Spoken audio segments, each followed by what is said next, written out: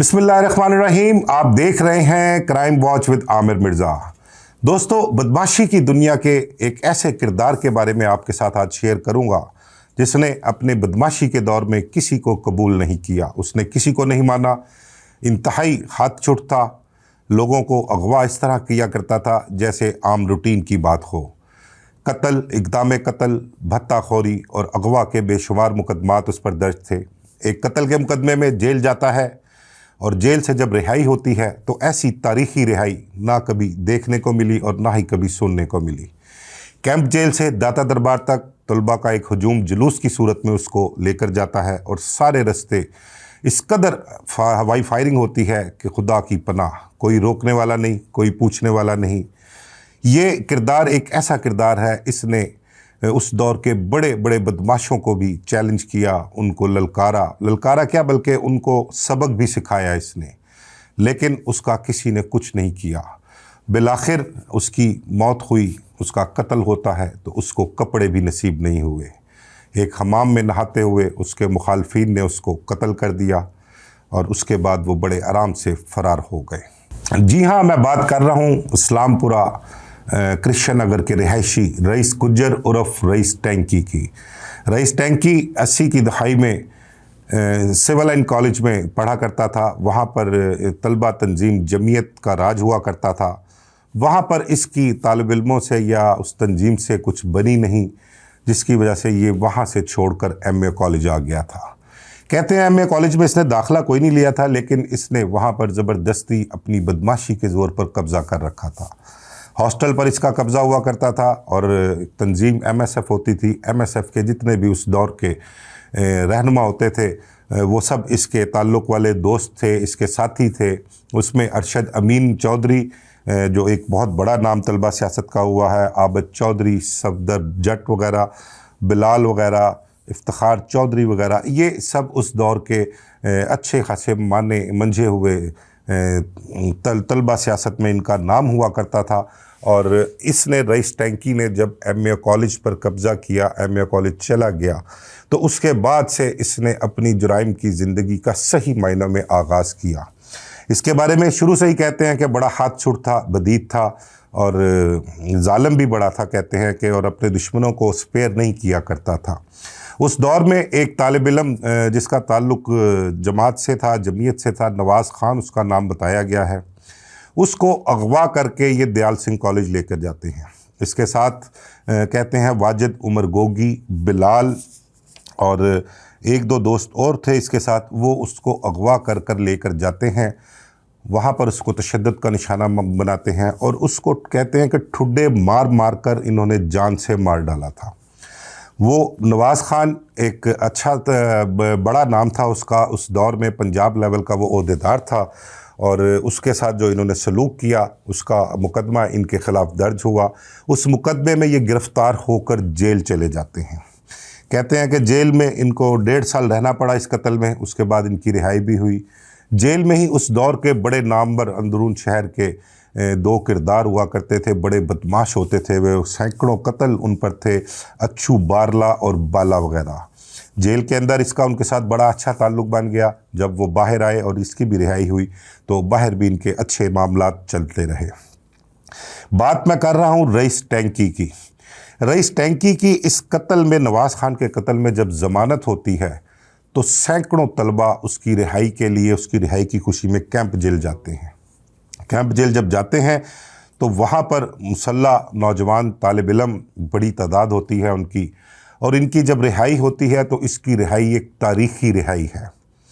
उसको camp jail से लेते हैं और जुलूस की शक्ल में दाता दरबार हाज़री देने जाते हैं। कैंप जेल से लेकर दाता दरबार तक उस दौर के जो तलबा रहनुमा थे, तालिब इल्म थे जो इनके साथ थे, वो बताते हैं कि सारे रास्ते हवाई फायरिंग होती रही। इस कदर फायरिंग हुई कि उन्होंने माजी में कभी इस तरह की फायरिंग नहीं देखी और हमने भी कभी ऐसी रिहाई, ऐसी फायरिंग और ऐसी खुशी हमने नहीं देखी और ना सुनी है। लेकिन इसके बारे में बताते हैं कि इसकी जो रिहाई थी वो एक तारीख़ी रिहाई थी। दाता दरबार तक कैंप जेल से लेकर फायरिंग होती रही, जुलूस की शक्ल में गए, वहाँ से फारिग हुए, कॉलेज आए, फिर उसके बाद अपने अपने घरों को चले गए। रईस टैंकी उस दौर का बहुत बड़ा नाम था, बहुत बड़ा बदमाश था। किसी को माफ़ी नहीं देता था, कोई जितना मर्जी तगड़ा हो, जितना मर्जी नामवर बदमाश हो। कहते हैं कि उस दौर का एक बहुत बड़ा नाम इस्लामपुरा कृष्ण नगर का हुआ करता था बहू वारस। बहू वारस एक बड़ा मंझा हुआ, सुलझा हुआ और अच्छे तल्लुकात वाला बाअसर शख्स था और उसके नवाज शरीफ के साथ बड़ी अच्छी दोस्ती थी। नवाज शरीफ का वो कह लें कि मती था और नवाज शरीफ भी उससे बड़ा प्यार किया करते थे। एक दफ़ा रईस टैंकी अपने साथी तलबा के साथ बहू वारस के बेटे उमर को कहते हैं कि अगवा करके कॉलेज भी ले गया और बहू वारस जब उसको छुड़वाने के लिए कॉलेज गया तो रईस टैंकी ने उससे पैसों की भी डिमांड की और पैसे देकर बहू वारस ने अपने बेटे उमर को इनसे रिहाई दिलवाई थी। इन लोगों के लिए किसी को भी अगवा कर लेना मामूल की बात थी। अगवा करके उसको कॉलेज के हॉस्टल में ले जाना, उस दौर में जो वो दौर था 80 और 90 की जो दहाई हुआ करती थी, उस दौर में कहते हैं कि ये जिस किसी को भी अगवा करके ले जाते थे, अपने मुखालिफ को, अपने दुश्मन को, या किसी से पैसे लेने लिया करते थे भत्ताखोरी के, अगर उस ज़मन में ये किसी को अगवा करके ले जाते थे तो उस दौर में ना स्त्रियाँ और लोहे के राड जो है ना वो गर्म करके जिस्म पर दागा करते थे। ये एक बड़ा ट्रेंड था तशद्दुद का, ये एक मतलब कि बहुत खौफनाक अमल हुआ करता था उस दौर में। तो इन्होंने वहाँ पर हॉस्टल में बहुत से लोगों को अगवा किया, उनके जिस्म दागे स्त्रियों और लोहे के राड से।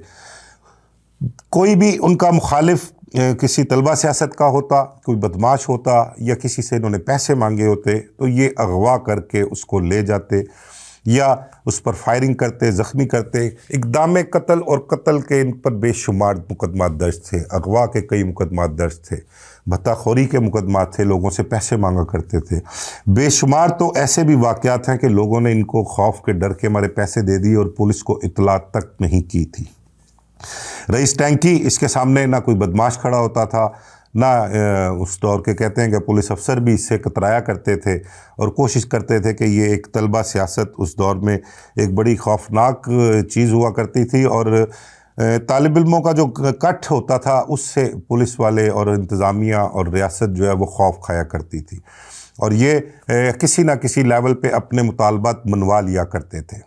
उस दौर में बताते हैं कि ये रईस टैंकी का दौर जो था और उस दौर में हमारे जो वफाकी वज़ीर हैं ख्वाजा साद रफ़ीक, वो भी वहीं पर हुआ करते थे और उनका रईस टैंकी के साथ एक दफ़ा कहते हैं कि झगड़ा भी हुआ, मुखालफत भी हुई और रईस टैंकी ने मुबैना तौर पर कहते हैं कि उनको ख्वाजा साद रफ़ीक को अगवा भी किया, उन पर तशद्दुद भी किया था और बड़ी मुश्किल से फिर वो मामला उस दौर में सेटलमेंट हुए और ख्वाजा साद रफ़ीक की उनसे जान भी छुड़ाई गई थी। तो ये इस किस्म का किरदार था। इसने उस दौर में ब्लैक ईगल्स एक तंजीम हुआ करती थी, QSF हुआ करती थी, PSF हुआ करती थी। तो मुख्तलिफ़ तंजीमें जो हैं मुख्तलिफ़ कॉलेज़ में ऑपरेट किया करती थी। उनकी उन कॉलेज़ में उजारादारी थी और वो जमात इस्लामी ख़ास तौर पे जमीयत के नाम से वो उनकी भी कई कॉलेजेस में उजारादारी हुआ करती थी। लेकिन ये ग्रुप इन लोगों का MAO कॉलेज का, दयाल सिंह कॉलेज का, रेलवे रोड कॉलेज का, यहाँ के जो MSF के तालिब इल्म थे ये बदमाशी में बहुत पैर रखा करते थे और ये अपनी बदमाशी के बलबूते पर कोशिश हुआ करती थी कि हर कॉलेज पर ये डोमिनेट करे। लेकिन दूसरे तलबा जो थे वो सही मायनों में कह लें कि रेजिस्ट भी किया करते थे और उस रेजिस्टेंस के कहने के मुकाबले में कई दफ़ा इनके झगड़े हुए, कई फायरिंगें भी हुई, कई लोग ज़ख्मी हुए, कई कत्ल भी हुए। रईस टैंकी के बारे में बताऊं कि ब्लैक ईगल्स का एक लड़का गुलाम हैदर होता था, उसके भाई को भी रईस टैंकी ने कत्ल किया था। रईस टैंकी उस दौर में बड़ी खौफ की इलामत हुआ करता था। कॉलेज के हॉस्टल में पुलिस रेड नहीं किया करती थी और अगर कभी कोई मजबूरी या कोई बहुत बड़ा प्रेशर आए और पुलिस को रेड भी करना पड़े तो इनको पहले ही इतला मिल जाती थी। ये हॉस्टल की बैक साइड पर कृष्ण नगर वाली साइड पर कोई रास्ता निकलता था, ये वहाँ से निकल कर फरार हो जाते थे। लेकिन आम तौर पर पुलिस वहाँ पर रेड नहीं किया करती थी। रईस टैंकी के बारे में आपको मैं बताऊँ, रईस टैंकी से कहते हैं कि सांदा में एक कोई फायरिंग हुई थी। उस रईस टैंकी, उसका एक दोस्त मलक जाहिद उर्फ मलक ज़ादा, वो भी उसके साथ था। उस फायरिंग के नतीजे में कहते हैं कि क्रॉस फायरिंग किसी के साथ हुई थी। उस फायरिंग के नतीजे में एक राहगीर खातून, एक रिक्शा ड्राइवर और एक कोई बुज़ुर्ग शख्स जो है वो कत्ल हो गया था। उसकी FIR कहते हैं कि मलक जाहिद उर्फ ज़ादा और रईस टैंकी के ख़िलाफ़ भी दर्ज हुई। वो उसको FIR को भी इन्होंने फेस किया। उसके बाद मलकज़ादा के बारे में बताया कि वो चौक नाखुदा मिस्री शाह में उसको गोली लगती है, रईस टैंकी उसके साथ होता है, और जब गोली से लगने से मलकज़ादा ज़ख्मी होता है उसको रईस टैंकी ही हॉस्पिटल लेकर जाता है, लेकिन वहाँ पर ज़्यादा जो है वो जानबर नहीं हो सकता, वो दम तोड़ जाता है। इस वाक़े के बारे में कुछ लोग कहते हैं कि वो गोली इत्तफ़ाक़िया तौर पर लगी थी, इत्तफ़ाक़िया तौर पर चली थी, लेकिन मैंने देखा है एक प्रोग्राम यूट्यूब पर, मलक ज़ाहिद उर्फ़ का भाई शाहिद चौधरी, उनका कहना था कि उसके भाई को कत्ल किया गया था और उन पर हमला हुआ था, और उस जिसकी वजह से उनकी जान चली गई थी। ये रईस टैंकी का किरदार था, उसके मामलात थे। रईस टैंकी ने एक उस दौर का बड़ा ही एक नामवर तालिब इल्म संतनगर का रिहायशी राना ज़िया हुआ करता था। ये तकरीबन कृष्णनगर और संतनगर साथ साथ ही इलाके हैं, इनका आपस में बड़ा पर्सनैलिटी क्लैश होता था। राना ज़िया के बारे में कहते हैं कि वो भी बड़ा एक नामवर और एक बड़ा ही निडर तालिब इल्म था, वो भी बड़ा हाथ चुट था, वो भी किसी को नहीं मानता था। इनकी आपस में बहुत चपकलिश भी चली। बस उसी चपकलिश या कहने लगे पर्सनैलिटी क्लैश, उस बेस पे एक दफ़ा रईस टैंकी उसको राना ज़िया को भी अगवा करके और कॉलेज ले गया। कॉलेज में उसको तशद्दुद का निशाना बनाया, और उसके जो साथी उस दौर के लोग हैं वो बताते हैं कि इसने रईस टैंकी ने उसको राना ज़िया के ऊपर पेशाब भी करवाया, और बड़ा कुछ उसने जो कुछ गलाजत वो कर सकता था उसने की थी। उसके बाद राना ज़िया को छोड़ भी दिया गया, लेकिन इसका जुल्म, इसका जबर, इसकी बदमाशी रईस टैंकी की कहीं थमने को ना आई थी, क्योंकि ये किसी को मानता नहीं था, किसी को मानने को तैयार नहीं था। ये वन मैन शो था और कहता था कि बस मैं ही हूँ, मेरे अलावा और कोई बदमाश नहीं है। इसने जो कत्ल किया था गुलाम हैदर के भाई को, गुलाम हैदर और उस दौर का ब्लैक ईगल का एक लड़का टोनी, कादर सुल्तान उर्फ टोनी हुआ करते थे। ये लोग मुस्तकिल तौर पर रईस टैंकी की रैकी पर थे, ये उसके ताक़ुब में थे। इन्होंने रईस टैंकी से बदला लेना था, एक तो पप्पू के कत्ल का, उसके गुलाम हैदर के भाई के कत्ल का बदला लेना था, और बहुत सारे ऐसे मामलात इनके पहले से चल रहे थे, मुखालफतें, झगड़े, फायरिंग, अगवा, इनके दरमियान बहुत से मामलात थे। उसकी वजह से ये दोनों उसके पीछे थे। अच्छा, उस दौर में आपको मैं बताऊं कि रूटीन ये हुआ करती थी कि जो शहर के अपना इलाके हैं ना, शहरी इलाके, अंदरून शहर कह लें, इस्लामपुरा, कृष्णनगर कह लें, गड़ी शो वाली साइड कह लें, मिस्री शाह वाली साइड कह लें, शुमाली लाहौर, वहाँ पर एक ट्रेंड हुआ करता था कि ये तालिब इल्म या मतलब के जो काम काज वाले लोग होते थे या कुछ वेले लोग जो होते थे, वो सुबह को उठ के घरों से निकलना, उन्होंने निकल के नाश्ता वाश्ता करके बाहर घंटे 2 घंटे बैठना उन्होंने, और दोपहर को 11 बजे 12 बजे वो जो इलाके में उनके मोहल्ले में कोई हमाम होते थे ना, वहाँ पर नहाने का बंदोबस्त हुआ करता था, वहाँ पर गुस्ल खाने बने होते थे।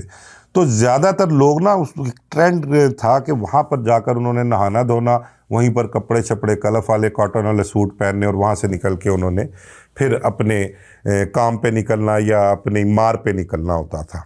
तो रईस टैंकी, इसकी भी रूटीन हुआ करती थी कि ये कृष्णनगर नीलीबार चौक के करीब एक हमाम था, वहाँ पर अक्सर सुबह जब घर से निकलना, उसने निकलने से पहले वहीं से नहा धोकर तैयार होना, और वहाँ से फिर वो कॉलेज जाता और अपने जो भी उसके उमूर होते थे वो सर अंजाम दिया करता था।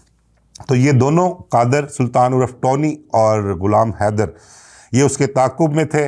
बिलाखिर एक दिन ऐसा आता है कि रईस टैंकी जो है वो जाता है वहाँ पर हमाम में नहाने के लिए, और अंदर से गुस्ल खाने में जाकर वो कुंडी बंद कर लेता है।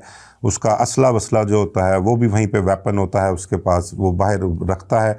अब ये मुलज़म जो पहले से उसकी ताक में थे, इन्होंने देखा कि अब रईस टैंकी के साथ कोई और साथी नहीं है, तो ये हमाम में जाते हैं, हमाम में मौजूद लोगों को बाहर निकालते हैं, खाली करवाते हैं हमाम, और उस गुस्ल खाने में जिसमें रईस टैंकी नहा रहा होता है उस पर अंधाधुंध फायरिंग कर देते हैं।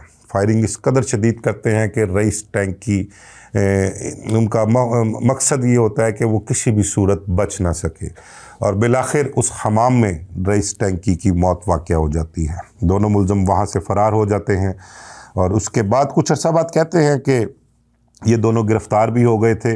और टोनी के बारे में बताऊं कि वो जब गिरफ़्तार होकर वापस बाहर आता है तो जेल रोड पर एक शोरूम के मालिक से कोई मामला उसका होता है, कोई झगड़ा होता है, तो वहाँ पर टोनी कत्ल हो जाता है। टोनी का एक भाई कहते हैं पप्पू नाम का नौजवान था, और उसने अपने भाई टोनी के कत्ल का बदला लेने के लिए उस शोरूम के मालिक को, उसके भांजे को, उसके भाई को और उसके एक साले को कत्ल कर दिया था। और इस कत्ल की वारदात में पप्पू कहते हैं कि अभी भी शायद मफरूर है, उसका कुछ पता नहीं कि वो किधर है।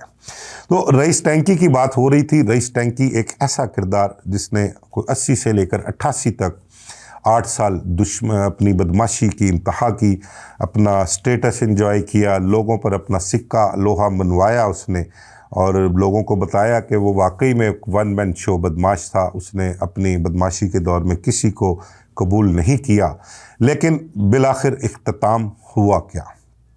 उसको जब कत्ल हुआ तो कपड़े भी नसीब नहीं हुए। उसकी लाश को वहाँ से निकाला गया, पुलिस गई, उसको कपड़े पहनाए गए, उसका पोस्टमार्टम कराया और बाद अज़ां लाश उसके वर्सा के सुपुर्द की गई। तो ये था किरदार एक उस दौर का। रईस टैंकी बड़ा ही मशहूर व मारूफ किरदार था। ऐसे और भी बहुत से किरदार हैं माजी के जो गाहे बगाहे मैं आपके साथ शेयर करूँगा। तो मुझे इजाज़त दीजिए। अल्लाह हाफ़िज़।